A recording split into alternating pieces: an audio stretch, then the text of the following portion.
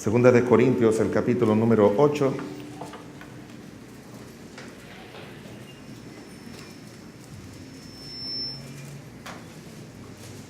Vamos a leer los versículos del 1 al 5.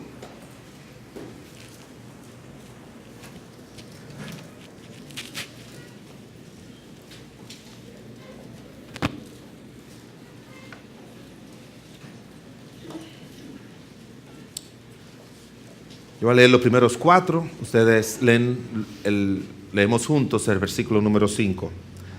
Asimismo, hermanos, os hacemos saber la gracia de Dios que se ha dado a las iglesias en Macedonia, que en gran prueba de tribulación, la abundancia de su gozo y su profunda pobreza abundaron en riquezas de su generosidad.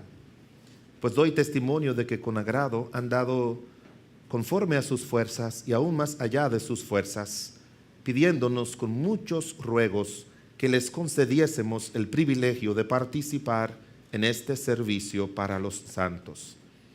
Y no como lo esperábamos, sino que asimismo se dieron primeramente al Señor y luego a nosotros por la voluntad de Dios. Oremos. Señor bueno y misericordioso, te damos muchas gracias en el nombre de Jesús por este momento. Agradecemos infinitamente, oh Dios, el privilegio que tú nos das de ser hijos tuyos, de conocerte, de conocer tu voluntad, de que tú nos enseñes, que tú nos toleres, que tú nos perdone, que tú nos corrija, que tú nos ame, que tú nos bendiga, que tú nos sostenga. Todas las cosas, Señor, que por tu gracia y amor tú haces en favor de cada uno de nosotros. Señor, llena nuestras almas del conocimiento tuyo y de tu voluntad en esta hora a través de tu palabra. Abre nuestro entendimiento, Señor. Quita el velo que nos impide ver tu gloria, Señor. Quita el velo de dureza, quita el velo de insensibilidad, quita el velo de indiferencia. Quita todo lo que pueda impedir, Señor, que en nuestras vidas tu voluntad sea agradable y perfecta. Y que tú nos la reveles en esta hora, Señor. Tu siervo es incapaz de, por sí mismo, poder mover corazones, transformar vidas como la predicación produce. Pero sabemos, Señor, que es una obra de tu Espíritu. Y yo confío y te suplico que sea así, Señor. Que sea una obra de tu Espíritu desde las primeras palabras hasta las últimas, Señor, en los corazones. Que cuando tu palabra sea predicada, el corazón de los hermanos arda como aquellos dos que venían camino de Maús, Señor, cuando tú les abrías las Escrituras. Señor, que tú traigas convicción como cuando Pedro se paró en Pentecostés y predicó aquel gran sermón, Señor. Tú traíste convicción antes de la invitación. Y ellos ya estaban listos para decir qué debemos hacer para ser salvos, qué debemos hacer, varones. Oramos, Señor, para que tu Espíritu se mueva con poder, obrando salvación, obrando transformación, obrando conformación a tu voluntad. Señor, quita todo impedimento y bendícenos. En tus manos nos encomendamos en el nombre de Jesús. Amén.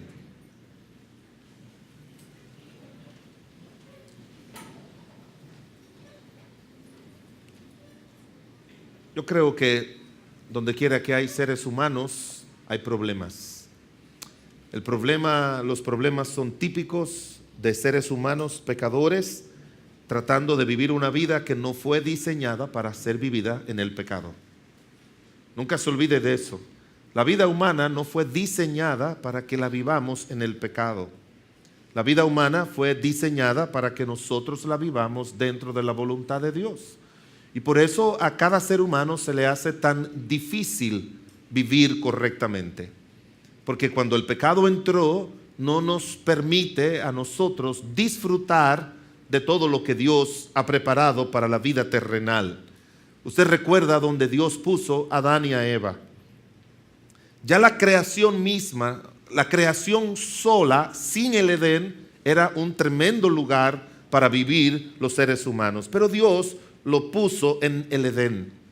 Y eso lo que refiere es que cuando una persona vive en una vida de comunión, intimidad con Dios, hay un tipo de Edén que Dios prepara para su vida. Aunque vengan tentaciones como en Edén vino la tentación. No necesariamente tenemos que caer en la tentación como Adán y Eva, pero aunque vengan situaciones dentro del Edén, obviamente que Dios quiere que todos vivamos en una comunión con Él, que Él nos pueda poner a vivir como si fuera dentro de un Edén.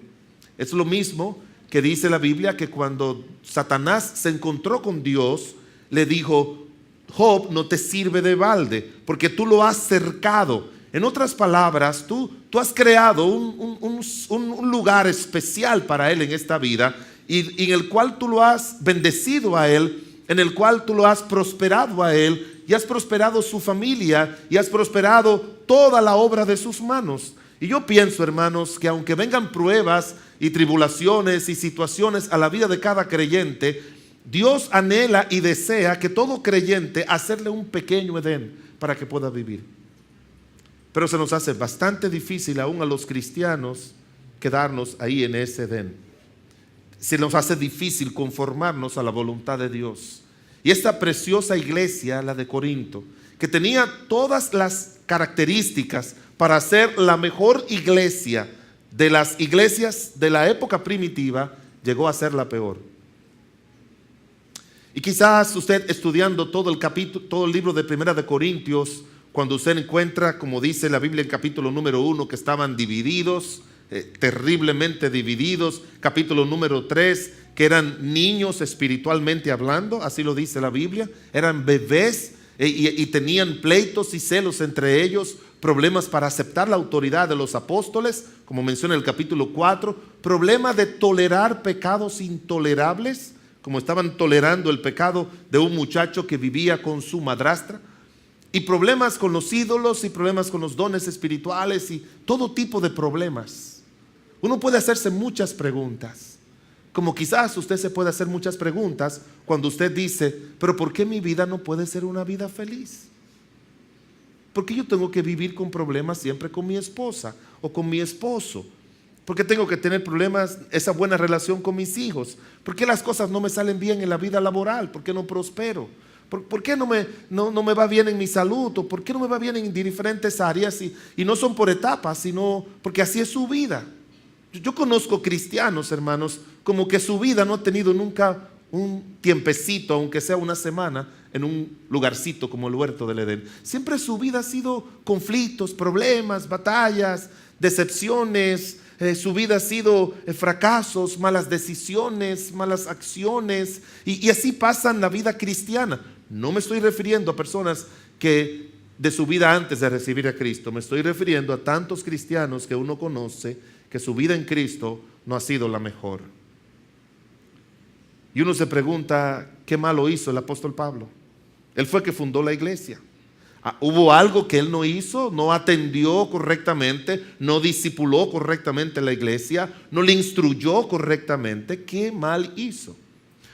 ¿Qué mal hicieron los colaboradores? Él mandó muchos colaboradores. ¿Hicieron algo mal esos colaboradores? ¿Habían circunstancias allí que les impedían a ellos poder vivir una vida correcta delante de Dios? Porque hoy en día, cuando usted entrega un problema a un grupo de profesionales, dicen: bueno, vamos a necesitar un psicólogo, un sociólogo, vamos a necesitar esto para que cada uno mire las diferentes circunstancias, a ver cómo arreglarla para crear un mundo mejor. Pero hermanos, yo he llegado a la conclusión, por lo que he estudiado de las Escrituras, que esto no era culpa de nadie. Es más, hermanos, esto no era ni culpa de ellos mismos. El apóstol Pablo no es alguien que trata de enseñarnos comparándonos con otros. Usted sabe que a nadie le gusta que lo estén comparando. Y él no hace eso, ni Dios lo hace eso tampoco. Pero él sí presentó una iglesia ejemplar, que era la iglesia de Macedonia. La presentó, era una iglesia ejemplar. Cuando usted lee todo lo que pasó en Macedonia y el tipo de iglesias que eran las iglesias de Macedonia, entonces usted llega al punto de que eran iglesias ejemplares. La iglesia de Filipo, una iglesia ejemplar. Y esas eran partes. Macedonia era como una región y tenía varias ciudades como Tesalónica y Filipo, que eran partes de esa. La más destacada era la de Filipo, y era la que el apóstol Pablo más se refería. Y cuando usted lee la epístola de los Filipenses, sobre todo el capítulo 4, se va a dar cuenta de que cuando el apóstol Pablo escribió a los hermanos de Corinto diciéndole: quiero mostrarle lo que ha pasado en las iglesias de Macedonia, Él estaba refiriendo a la iglesia de Filipo. Tremenda y preciosa congregación. Pero esta de Corinto era la peor. ¿Cuál era el asunto? Yo pienso, hermanos, que el versículo 5 que leímos todos juntos es donde está la clave de los problemas o de las bendiciones de la vida de alguien. Dice, hablando acerca de los de Macedonia, porque ellos primeramente se dieron al Señor y luego a nosotros por la voluntad de Dios. Yo creo, hermanos, que el punto por el cual hay tantas vidas de cristianos que no son las que deben ser, es porque tienen a Cristo, pero Cristo no los tiene a ellos, porque no se han dado al Señor. No se han dado al Señor. Están en Cristo, están en la salvación, pero como le digo, ellos tienen a Cristo, pero Cristo no los tiene a ellos. Y cuando una persona no tiene ese amor al Señor, no se entrega al Señor, nunca va a poder llevarse bien con los demás. Nunca. Por eso Él dice, primeramente se entregaron al Señor y luego a nosotros. La relación con los demás siempre va a reflejar nuestra relación con Dios. Si tu relación con Dios, con otros, es una relación conflictuada o una relación de poco interés en ayudar o de sacrificarte por otros, sino solamente pensando en ti mismo, eso es una evidencia de que tu relación con Dios no anda bien, y eso es lo que dificulta eso. Hay un versículo en el libro de Proverbios que es un versículo referencial para el tema que estamos hablando.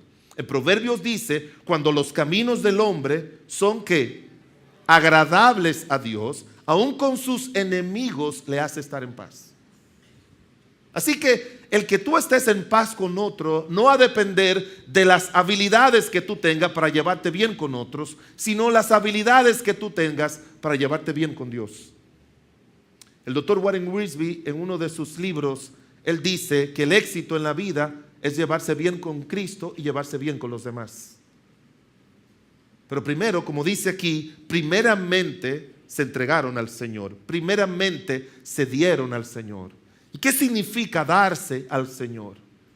¿Qué significa eso?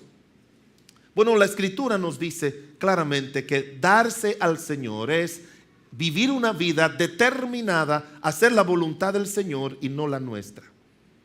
El Señor Jesucristo, cuando estuvo aquí en la tierra, mire conmigo en el libro de San Juan, el capítulo número 5. Primero mírenlo en el capítulo número 8, y lo estaremos mirando en varios de esos versículos cuando Él mismo nos muestra de qué manera Él vivió aquí en la tierra. San Juan capítulo número 8 primero, luego San Juan capítulo número 5.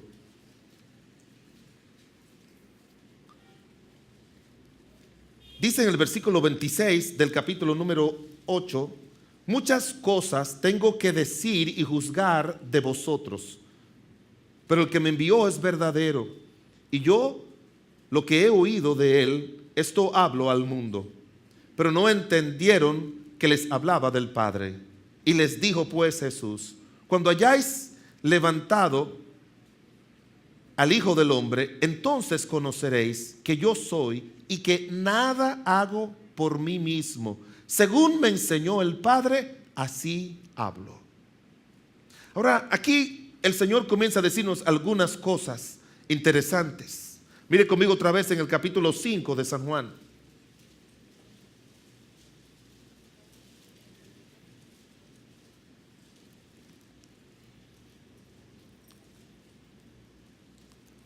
Versículo 19. Respondiendo Jesús les dijo, de cierto os digo, no puede el Hijo hacer nada por sí mismo, sino lo que ve hacer al Padre, porque todo lo que el Padre hace, también el Hijo lo hace igualmente. Capítulo 5, versículo 30. Dice, no puedo yo hacer nada por mí mismo. Según oigo, así juzgo, y mi juicio es justo, pues no busco mi voluntad, sino la voluntad del que me envió, la del Padre. Así que usted encuentra aquí bien claro que cuando Cristo estuvo viviendo en esta tierra, Él no solamente se entregó por nosotros, sino que Él se dio primeramente al Padre. A veces creemos que la gran obra de Cristo fue venir a la tierra y morir por nosotros en la cruz del Calvario. Pues déjeme decirle que eso hubiese sido completamente imposible si Él primeramente no se da a hacer la voluntad de Dios allá en el cielo, antes de bajar aquí a la tierra. Y con eso en mente fue que Él vino aquí a la tierra. Y como estaba en esta tierra y aquí habían tantas circunstancias, Él les recordaba a los demás y se recordaba a sí mismo: yo no puedo hacer nada por mí mismo. Yo no puedo decir nada por mí mismo. Yo no puedo, dice el Señor, hacer nada, buscar mi propia voluntad. En otras partes Él dijo: mi doctrina no es mía, sino del Padre que me envió. Había una entrega completa de todo su ser, de su mente, de su espíritu, de sus actos, de sus palabras, de sus acciones al Señor. Y hermanos, yo creo que es el problema cuando nosotros permanecemos tanto tiempo haciendo lo que a mí me gusta y siendo quien yo soy y lo que yo creo y a lo que a mí me parece, y a mí nadie me cambia. Yo pienso que hay una coraza que nosotros nos hemos puesto que nos hace daño a nuestra relación con Dios. Y recuérdate, cuando tú no estás bien con Dios, no vas a estar bien con nadie. No vas a estar bien con nadie. Una vez alguien me dijo: mire, me hablaba y me decía: pastor, mire, yo no soy una persona problemática. Yo no soy una persona que le gustan las contiendas. Y eso yo lo he oído muchas veces. Si fuera por mí, yo viviera en paz. Pero no es lo que le ha pasado en su vida matrimonial de 30 y pico de años. No es lo que le ha pasado. 30 y pico de años en su vida matrimonial, y a esa 34, 36, por ahí 37 años de vida matrimonial. Y usted sabe lo que es tanto tiempo en la vida matrimonial y que usted no pueda decir que está disfrutando de una buena relación con su esposo, con su esposa, con sus padres, con sus hijos. Y el punto está, hermanos, es que es una persona muy centrada en sí mismo. Todo comienza bien. Oiga bien, todo comienza bien con ese tipo de persona y todo termina mal.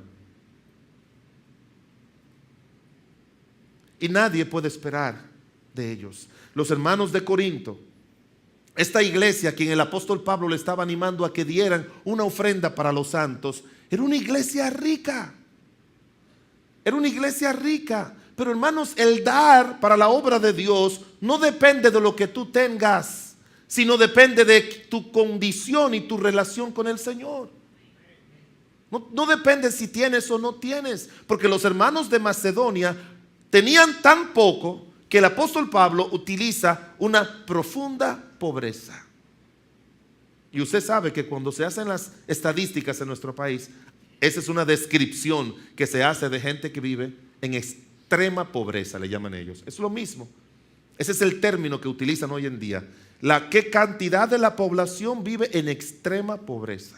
Bueno, estos hermanos vivían en una profunda pobreza. Pero ¿sabe qué? Que cuando ellos metieron su mano en el bolsillo y le dijeron: Pablo, queremos ayudar con ellos, Pablo le dijo: ustedes no pueden hacerlo porque ustedes necesitan que le ayude. Y le dijo: no, esto no depende si tengo o no, esto depende de que nosotros ya nos hemos entregado a hacer la voluntad de Dios, y cualquier cosa que Dios nos pide, no importa si podamos o no podamos, la vamos a hacer porque estamos entregados al Señor. Nos hemos dado a Él. Y hermanos, se lo digo de corazón, hay mucha gente que vive toda su vida cristiana, 10, 20, 50 años, y nunca se da al Señor. Siempre siguen siendo ellos y ellos. A mí no me gusta cuando alguien viene y se me acerca y me dice: pastor, vaya usted y hable con la hermana fulana o con el hermano fulano, porque yo supe algo que me dijeron que no estaba bien. Y yo le digo: pero ¿por qué tú no vas y se lo dices? Pastor, usted sabe cómo es el hermano fulano. Usted sabe cómo es la hermana fulana. ¿Y por qué tú no se lo dices que eres la esposa? ¿Por qué tú no se lo dices que eres el esposo? ¿Por qué tú no se lo dices que eres el hijo o la hija o la mamá? pastor, usted sabe, usted conoce a mi papá, usted conoce a mi mamá, usted conoce a mi esposa, usted conoce a mi esposo. Y yo me pongo a pensar, hace 20 años que le conozco, cierto, pero hace 20 años que le conozco siendo exactamente la misma persona que fue cuando yo le conocí hace 20 años. No ha pasado nada que lo haya hecho una persona diferente. Y hermanos, es imposible que si Cristo está en una vida y esa vida se la entregan a Él, Él no la haga una vida diferente. Es imposible. Cuando Él agarró un poquito de lodo en sus manos, ¿qué salió? El hombre. Todo lo que dejan al Señor que toque con sus manos y que Él trabaje con sus manos y con su espíritu, que todo lo que dejan que sea Dios el que lo haga, créame que al final no va a ser exactamente lo mismo. Va a ser 1000 veces mejor. Pero ¿sabe qué, hermanos? Dios no arrebata. Dios no arrebata. Dios no obliga. Tiene que llegar el momento en que tú le digas al Señor, aquí hay panes. Denle de comer. Sí. ¿Alguien trajo pan? Sí. Hay un niño que trajo pan. Ve, quítaselo. Así dice la Biblia. Quítaselo. Y yo voy a hacerlo. No. El niño lo trajo y los apóstoles dijeron, aquí hay un niño que está poniendo unos panes y unos pececitos. Y el Señor dijo, eso es suficiente. Tomó los panecitos, los pececillos que le habían puesto en las manos al Señor. ¿Y qué hizo Él? Los multiplicó. Eso fue lo que el Señor hizo. Pero tuvieron que ponérselo en las manos. Por eso dice, se dieron primeramente al Señor. Tu problema es nuestro problema, hermanos. ¿Por qué no estamos dispuestos a sacrificarnos por el Señor?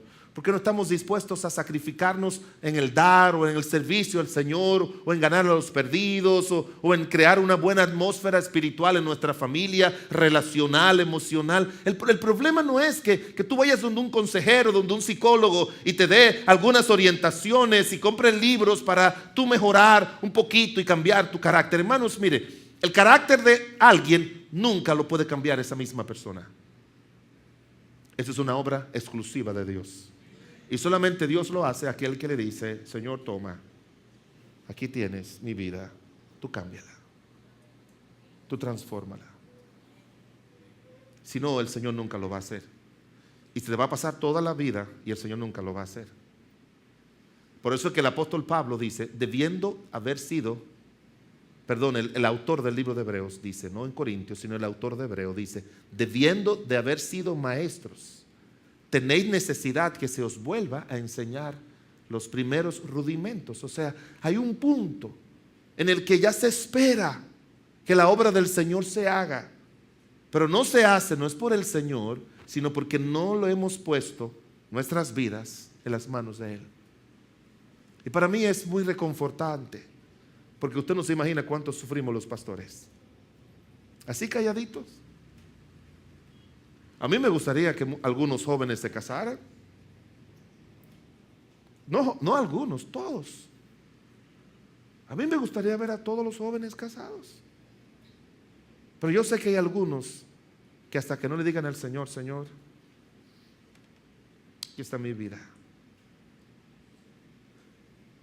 Dios no le va a traer una hija de Él o un hijo de Él para que esa persona le haga sufrir. ¿Sí me entiende, hermanos? Aquí está Luisita, una muchacha que se entregó a Cristo, se consagró al Señor, dejó el mundo, dejó el pecado, se ha dedicado al Señor, está estudiando para servir a Dios, está aprendiendo su palabra, ya no tiene sus amigos incrédulos, ya no anda en fiestas, ya no anda vistiendo de una manera incorrecta, ya no oye música impía, ya no anda en eso, ya esa muchacha está dedicada a Dios y cada día le pide a Dios que la cambie y la transforme y que la cambie y la transforme. Y de buenas a primeras aquí está Juan, un muchacho que no se ha entregado a Dios, viene a la iglesia, está aquí hace años, pero su vida es una aquí y otra afuera, y Juan no vive una vida cercana a Dios. Juan no ha dejado que Dios transforme su vida. Y él le dice, y él quiere que Dios le dé una compañera, y se acerca a Carmencita y le habla, y entonces le dice Carmencita que no. y es que nadie quiere casarse con él. No, Dios no va a tomar a esa joya transformada para dársela a alguien que no ha dejado que el Señor le transforme. ¿Sí me entienden, hermanos? Dios no hace eso. Y como eso, muchas otras cosas más. Él espera que primeramente uno se dé al Señor. Y después que uno se dé al Señor, como dice la Biblia, Él nos dará juntamente con Cristo que todas las cosas. No en vano el Señor dice: mas buscad primeramente el reino de Dios y su justicia. Por lo tanto, hermanos, el problema de la iglesia de Corinto era que permanecían ellos en lo de ellos. Es más, las cosas que el Señor les daba no la utilizaban para edificación, sino eran juguetes. Dones espirituales. ¿Dónde era la iglesia que tenían un relajo con los dones espirituales? La iglesia de Corinto. Y a veces hay cristianos que las cosas de Dios, los dones, las habilidades, es un relajo. No, tú sabes tocar, sí, ven para que toque. Sí, pero viene cuando quiere venir, ensaya cuando quiere ensayar. Si hoy no quiere tocar, no viene. Y entonces, como me dijo un día uno, años atrás, un músico: pastor, yo quiero tocar un especial en la iglesia. Y yo le dije: sí, tócalo. Pero mire, pastor, yo quiero pararme y que me apaguen todas las luces y me pongan una luz así sobre mí y otra así. Y usted sabe que un siervo de Dios no va a inventar desde el púlpito. Y me pongan una luz así y me pongan a otra así. Y entonces yo pararme y tocar. No, mijo, no. No. Gente que toma uno cree que está sirviendo a Dios, hermanos. Uno cree. Pero es un relajo, es un juego. Y no tienen esa... Sí, yo quiero hacer algo. Y van y lo hacen, pero no lo hacen con calidad porque no se dan al Señor. Y si no te das al Señor, no te va a dar a los demás.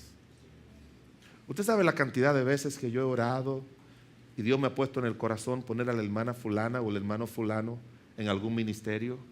Y vienen donde mí y me dicen: pastor, yo no voy a seguir porque el hermano fulano dijo algo de mí, la hermana fulana habló esto de mí y yo no soporto eso, yo hago las cosas bien, yo no quiero que nadie diga esto de mí. A mí me ha pasado eso montones de veces. Son gente que no se dan al Señor. Esa sensibilidad a ofenderse, esa sensibilidad a sentirse mal por cualquier cosa, esa es una sensación clara, una definición clara de que tú no te has dado al Señor. Porque el que se da al Señor no le importa los sacrificios, no le importan las críticas, no le importan los sufrimientos. Él quiere servir al Señor sufriendo lo mismo que su Señor sufrió. Usted no se imagina que en los tiempos de antes la gente disfrutaba por sufrir, por servir al Señor para parecerse a Cristo. El apóstol Pablo así lo dice, que él sufría por la causa de Dios, llegando a ser semejante a Él en sus sufrimientos.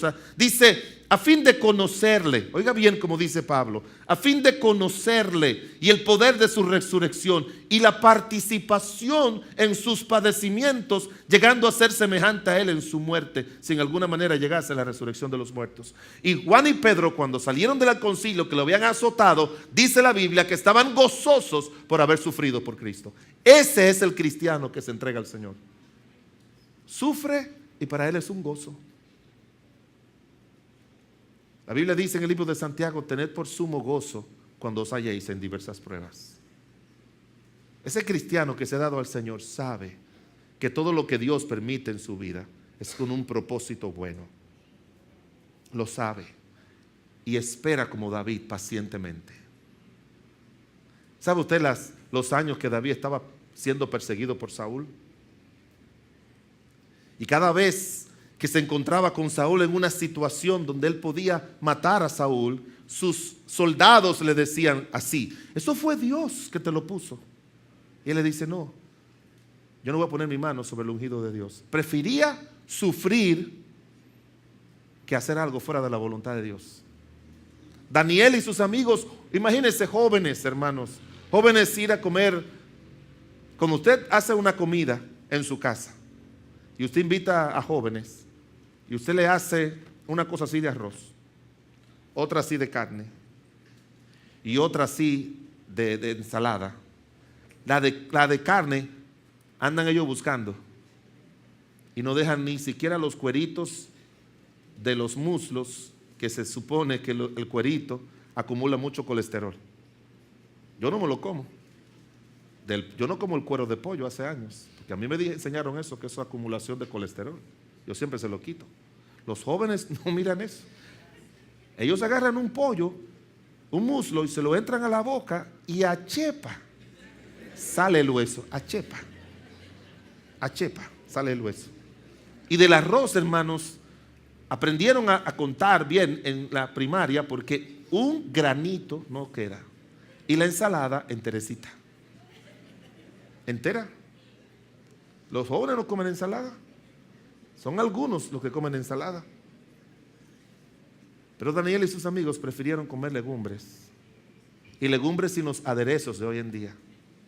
Porque yo que tengo que comer, siempre que quiero rebajar unas cuantas libras que traigo de más de los viajes de predicación, tengo que comer legumbres. Y muchas de las legumbres prefiero ir al supermercado y comprar un aderezo de esos y echárselo para que me dé un saborcito a la hoja. Porque lechuga repollada, eso no sabía nada.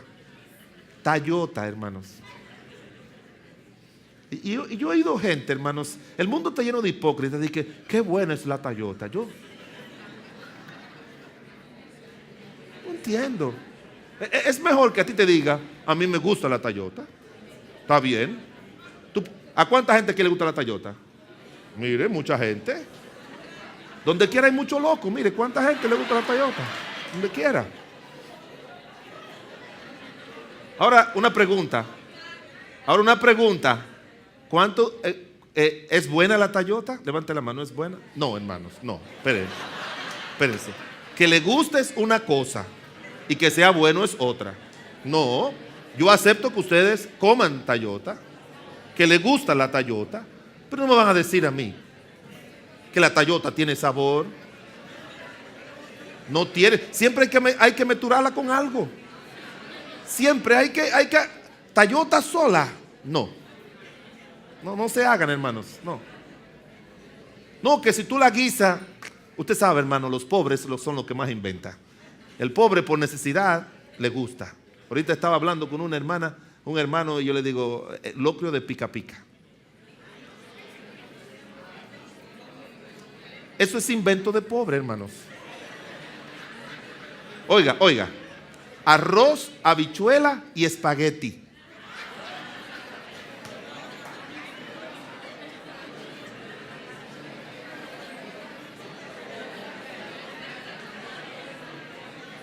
No, eso no es para mortales. No, hermanos, no. No está mal una pica pica, quizás con un mangucito o algo así, pero yo respeto, ¿verdad? Yo no creo que sea asunto de gusto, yo creo que es asunto de, bueno, pero bueno, todos hemos comido eso. Yo he comido eso, todos hemos comido esas cosas.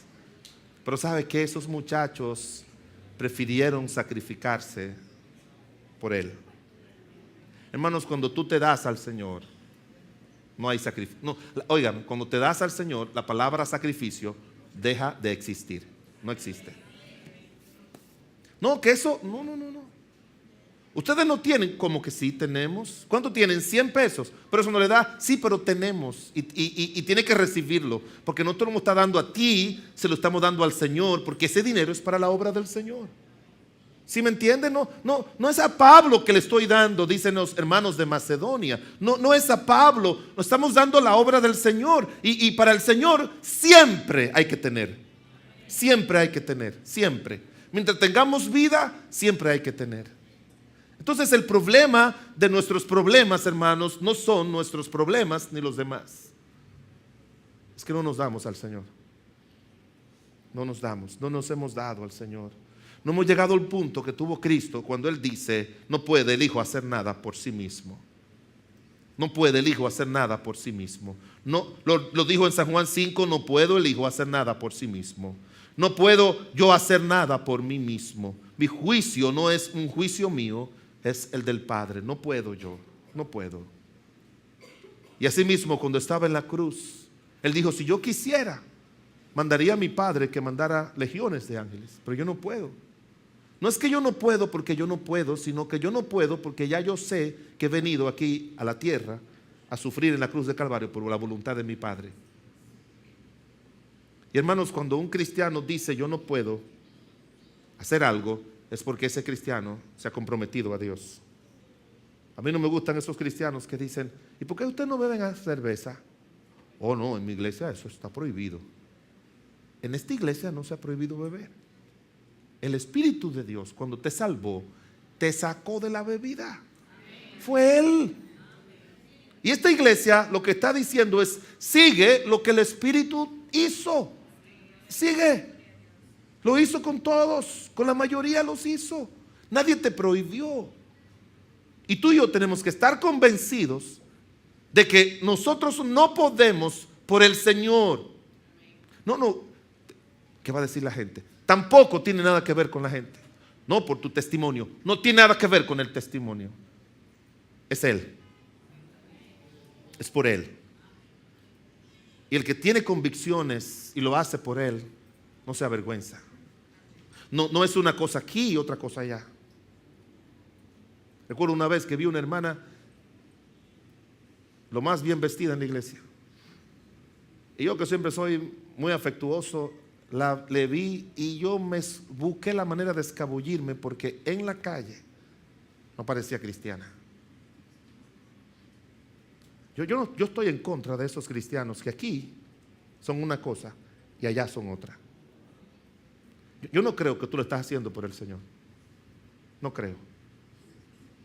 Yo creo firmemente, hermanos, que el problema de nosotros es que el Señor nos ha dado la vida eterna, pero todavía nosotros no nos hemos dado al Señor. Y hasta que tú no llegues a ese punto de darte al Señor, tú nunca vas a disfrutar lo que es vivir la vida en Cristo. El libro de Filipenses, el apóstol Pablo hablando, mire conmigo capítulo 3, hablando acerca de su propio testimonio.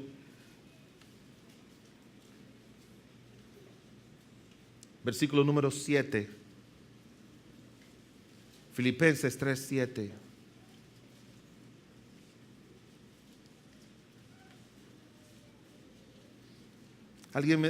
Gente le dice a uno, pastor, ¿cómo yo puedo cambiar? ¿Cómo yo puedo ser lo que Cristo quiere que sea? ¿Y sabe cuál es mi respuesta? No sé, mijo. No sé. Pregúntame cualquier otra cosa menos esa. Porque esa es una obra que el Señor hace con cada persona individualmente. No sé. No sé. Yo no sé cómo Dios te puede cambiar a ti. Yo sé cómo Dios ha ido trabajando y cambiando mi vida. Yo sé. Yo amo a mi esposa, hermanos. Pero yo no le puedo decir que siempre, toda mi vida, he tenido esa devoción y ese amor hacia ella que yo tengo ahora. Y no es que ella haya cambiado, es que Dios me ha ido transformando. A veces uno cree como que el otro que tiene que cambiar. No. Mira, cuando el Señor te cambia, a los feos tú lo ves buen mozo. ¿En serio? Me estoy hablando no físicamente, sino por dentro. No, yo no me quiero juntar con el hermano fulano. Mire, dice la Biblia que Bernabé era un hombre, le cambiaron el nombre. Él se llamaba José y le cambiaron el nombre a Bernabé, que significa hijo de consolación. Y luego dice porque era un varón bueno. Y cuando el apóstol Pablo o Saulo se convirtió, ¿qué dice la Biblia? Nadie se quería juntar con él. Nadie. Y fue Bernabé que fue y lo buscó y lo trajo a los apóstoles. Dice, este hombre se convirtió de corazón, acéptenlo. Y ellos lo aceptaron. Y luego que Saulo se fue para allá solo, para Tarso, y donde recibió todo, fue Bernabé que lo fue a buscar allá. Y lo trajo a Antioquía y lo puso ahí para que él sirviera a Dios. Le dio la oportunidad que nadie le quería dar. Y fue Bernabé que prefirió separarse el apóstol Pablo, con tal de ayudar a Juan Marcos, que era alguien desechado por el apóstol Pablo, con razón, porque no quería sufrir por el Señor. Pero Bernabé dijo, él merece una oportunidad. Pablo decía no. Y entonces Bernabé se quedó con él. Se ve que ayudó tanto en su vida con su presencia, que dice la Biblia que Pablo un día escribió, mándame a Juan Marcos que me es útil. O el que no te era útil antes, ahora te lo es. ¿Y quién fue que ayudó en eso? Cuando tú te juntas con unos Bernabé, gente que se han dado al Señor y que son buenos, esa gente inspiran para el cambio. Esa gente inspira. Tú puedes ser el hombre más duro del mundo. A mí me duele cuando veo hermanas que están casadas con hombres que no son muy espirituales y ellas sí lo son. O viceversa, hermanos que están casados con esposas que no son muy espirituales y ellos sí lo son. Y al principio ellas o él, el que es espiritual, sigue su vida espiritual y sigue. Pero el otro con su necedad y con su espíritu malo y su dureza, y que no vayas a la iglesia y que no te vayas a evangelizar y que no estés en el coro y que tú siempre quieres estar en todas las cosas en la iglesia, que uno vaya un día a la semana es suficiente, que tú esto, que tú lo otro, y que mantiene a ese pobre hombre en una posición donde no puede servir a Dios. Me da pena cuando al final este pobre hombre se adapta a ese mal cristiano y pierde esa entrega y consagración a Dios. No deje que nadie, ni tu esposo, ni tu esposa, ni tu papá, ni tu mamá, no deje que nadie interfiera en tu relación con el Señor. No dejes. Porque esas personas no aman, te aman a ti, se aman a sí mismos. No, es que mi esposo me ama mucho y él siempre quiere que yo esté conmigo a su lado. Eso no es que te ama a ti, es que él ama su objeto. Ama su objeto, su mujer. No su esposa, porque ese tipo de hombres no tienen esposa, es su mujer. No, que yo no quiero que mis hijos estén metidos en la iglesia. No es que tú amas a tus hijos, es que tú amas tu objeto, porque como tú eres una madre soltera y has fracasado en tu vida matrimonial, te has aferrado tanto a tus hijos que los ha hecho como objeto de tu vida y que tú no quieres que ni siquiera se casen. Usted conoce madres que tienen hijos de 30 años y siempre le hallan un pero a cualquier novia, porque ya los hijos no llegan a ser hijos, ya los hijos llegan a ser más que eso. El apóstol Pablo dice en el capítulo 3 lo que yo encuentro que es el secreto de por qué él fue ese hombre que llegó a ser. Dice en el capítulo 3 del libro de Filipenses, versículo 7, pero cuantas cosas eran para mí ganancia, las he estimado como pérdida por amor a Cristo.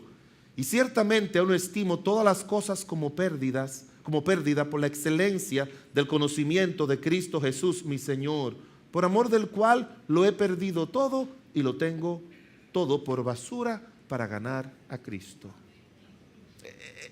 A mí me enseñaron al principio de mi ministerio que ese era el éxito del apóstol Pablo. Un hombre que se dio más al Señor que a sí mismo y que se dedicaba más a ser un mejor cristiano que un mejor apóstol. La verdad que cambió mi vida y mi enfoque en toda mi vida ministerial es cuando yo leí de aquel gran siervo de Dios que falleció, Melvin Hush, en su libro El desarrollo del varón de Dios, que lo leí y lo devoré, el libro más pequeño que yo en mi vida he leído. Melvin Hush decía, el apóstol Pablo se ocupaba más en ser un mejor cristiano que un mejor apóstol. Y eso, hermanos, fue en el año 83, 84, y eso cambió mi vida. Lo importante no es lo que yo hago, lo importante es quién yo soy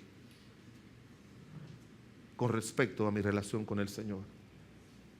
Y yo le digo de corazón, yo amo y adoro a mi esposa y no es que ella haya cambiado. Es que tú miras a los demás y tú sientes una devoción y un amor hacia los demás. Ya cuando tú has hecho esa consagración a Dios.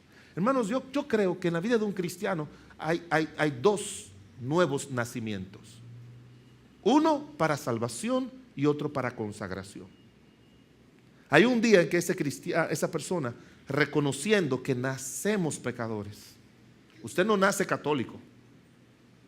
Si usted cree que va al cielo porque nació católico, se va para el infierno. Nadie nace católico, nadie nace evangélico, nadie nace eso. Nosotros nacemos pecadores. Tú has nacido pecadora o pecador, y así Dios te ve. Y si tú quieres tener el perdón, la salvación, tienes que reconocer: yo soy un pecador, yo soy una pecadora, y yo necesito una vida nueva. Y esa vida nueva está cuando tú recibes a Cristo como tu Señor y Salvador. Y luego que una persona recibe a Cristo como su Señor y Salvador, tiene que haber un segundo nacimiento, ya no para salvación ni vida eterna, sino para consagración. Nota usted, es interesante que usted vea en qué momento, en cuáles momentos de la vida de muchos cristianos el Señor les cambiaba su nombre. Muchos, los nombres en la Biblia están relacionados con Dios. Nosotros hoy en día le ponemos, mi nieta se llama Camille Marie. Un nombre sofisticado francés, me imagino. Y entonces con el agüero ya se dañó todo. Camille Marie. Entonces yo le dije a mi hijo un día, cuando me dijo que iba a ponerle ese nombre, me dijo: papá, yo le dije: mi hijo, Pedro, pero ¿por qué tú le vas a poner Camille Marie? Ponle un nombre bíblico. Le dije: ponle un nombre cristiano. Y él me dijo: papi, no es el nombre que va a ser cristiano, es ella. Digo: oye, ¿cuántos argumentos tienen estos muchachos ahora? Y yo le dije: bueno, es verdad, que sea cristiano, aunque se llame Emenegilda, como se llama alguien querida aquí. Yo prefiero una Emenegilda Salva que un nombre de esos sofisticado, Stephanie, y que vaya a la condenación. Pero ¿sabe qué? En el Antiguo Testamento Dios le cambiaba los nombres a la gente. Pero chequéate en qué momento lo hacía. ¿En qué momento lo hacía? Era el momento como de su segundo nacimiento, su consagración a Dios. Por mucho tiempo él se llamó Saulo, pero cuando ya se rindió a hacer la voluntad de Dios, su nombre fue cambiado a Pablo. Y así pasó con Pedro, y así pasó con Abraham, y así pasó con Sara, que Sarai significaba enaltecida. Y Dios les enseñó que no puede ser una mujer enaltecida, y le cambió el nombre por Sara. Y así Dios lo hacía. Probablemente tú ya naciste de nuevo para salvación, pero no has nacido de nuevo, y espero que usted entienda esto, para una vida consagrada a Dios, darse a Dios. Pastor, pero el que se da a Dios no sufre. Es que ya no se llama sufrimiento, ya se convierte en gozo, porque es por el Señor. Pablo y Silas estaban sufriendo cuando lo azotaron en la cárcel. ¿Sí o no? No, dice la Biblia que estaban gozosos cantando al Señor. Son paradojas de la vida que tú no le entiendes hasta que tú no las vivas. Hasta que tú no las vivas, tú no la entiendes. El apóstol Pablo, hablando a los hermanos de Corinto, le dice: aunque amando más, sea yo amado menos. A él no le importaba si le amaban más a él o no. Él sentía que su responsabilidad era amar a los hermanos de Corinto, que quizás eran los que menos merecían que alguien los amara, porque eran los que más habían atacado al apóstol Pablo. Pablo nunca tuvo que defender su ministerio con ninguna iglesia, excepto con la iglesia de Corinto, con ninguna otra. Y cuando yo veo personas que por todo, como se lo he dicho en 1458, 68 veces, cuando yo oigo a alguien como: pues si esto sigue así, nos dejamos. Wow, ¿dónde está el amor? Si mi hijo, pastor, yo a mi hijo, si mi hijo sigue así, mi hija sigue así, yo la boto de mi casa. Pero no estamos hablando de una muchacha de 42 años, estamos hablando de una niña de 17 años. Ya está pensando en botarla, que se vaya, y se lo dicen. Yo amo mi iglesia, pastor, pero aquí como que la cosa, yo estoy viendo otra iglesita y yo mejor me pienso ir para esa iglesia. Yo no entiendo cómo gente puede tomar decisiones así. ¿Sabe solamente cómo? Cuando esa persona está pensando en sí y no en el Señor y no en los demás. Y la única razón es que no se han dado primeramente al Señor.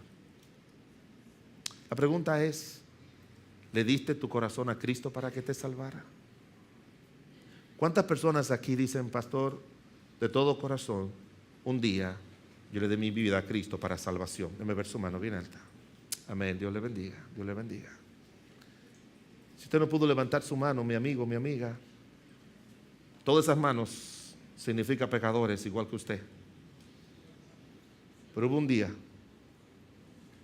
día que nos dimos cuenta que éramos pecadores y que solamente Jesucristo nos podía salvar. Y ese día le pedimos a Cristo que nos salvara. Y muchos de los que están aquí fueron salvos después de una predicación en la iglesia. ¿Cuántos de ustedes que están aquí, después de una predicación en una iglesia o en un hogar, recibieron a Cristo como su Señor y Salvador? Mire, esa es la razón por la que el Señor le trajo a usted hoy aquí. Él quiere salvarle. Hermano, tú que levantaste tu mano diciendo, ya Jesucristo, me entregué para recibir a Cristo como mi Señor y Salvador. La segunda pregunta, y no quiero que levante su mano, es, ¿ya tú te diste al Señor? ¿Ya te diste tu todo al Señor? Todo. Señor, yo soy una vasija dañada, como dice en Ezequiel, y tú eres el alfarero. El único que puede tomar una vasija y hacerla de nuevo es Dios, no el alfarero humano. Porque después que ese barro se endureció y esa vasija no sirvió, ¿sabe lo que hay que hacer? Romperla y hacer otra. El único que de nuestra propia vasija la pone moldeable y luego comienza a hacerla es el Señor. Y Él no lo va a hacer si tú no te rindes a Él. Y tú verás cómo tu enfoque en la vida va a cambiar. Y tú verás cómo tu servicio a Dios va a cambiar. Y tú verás cómo tus relaciones con los demás va a cambiar. Tú no vas a necesitar tanta presión como los hermanos de Corinto para poder dar, para poder servir al Señor. Esos hermanos de Corinto se comprometían y le decían a Pablo, sí te voy a la ofrenda. Y después no daban nada. Y otra vez Pablo le mandaba a Timoteo y le decían a Timoteo, sí lo vamos a hacer, y no mandaban nada. Porque no hay forma de hacer las cosas de Dios si uno primero no se da al Señor. ¿Estás tú dispuesto en esta mañana a decirle al Señor? O en tu casa, no tiene que ser aquí. Yo tengo que arrodillarme un día y darme al Señor. Oremos. Padre bueno y misericordioso, te damos muchas gracias en el nombre de Jesús por este momento. Cuán importante, Señor, es que nuestras vidas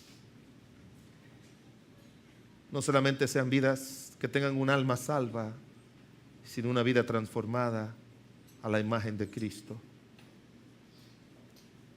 No hay manera de que nuestras vidas puedan ser una luz, un testimonio, un lugar donde todo el mundo se quiera refugiar al lado de nosotros, si no es que nos damos primeramente al Señor. No hay necesidad de presionar, no hay necesidad de hacer eso si nos damos primeramente al Señor. No hay necesidad de buscar voluntarios, porque el que se da al Señor se ofrece. No mira los sacrificios, no mira lo que tiene, solo te mira a ti, Señor. Oramos, Padre del cielo y de la tierra, para que el corazón de cada uno de nosotros llegue a un punto de decirnos, yo me doy al Señor. Yo no voy a hacer nada por mí mismo. Nada por mí mismo. Todo lo que yo veo hacer al Padre, todo lo que oigo del Padre, eso voy a hacer. Ayuda a cada hermano aquí. Todos ojos cerrados.